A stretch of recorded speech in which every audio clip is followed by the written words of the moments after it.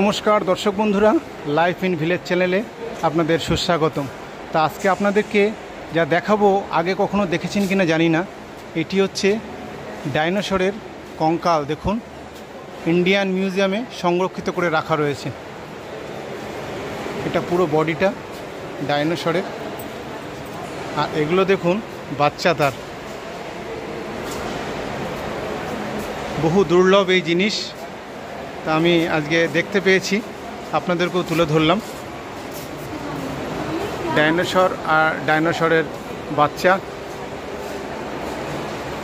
এটা হচ্ছে Indian museum, কলকাতায় অবস্থিত। আরও বিভিন্ন প্রজাতির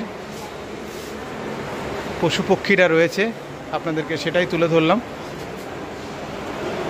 আপনাদের কেমন লাগছে আপনারা অবশ্যই কমেন্টস করে জানাবেন।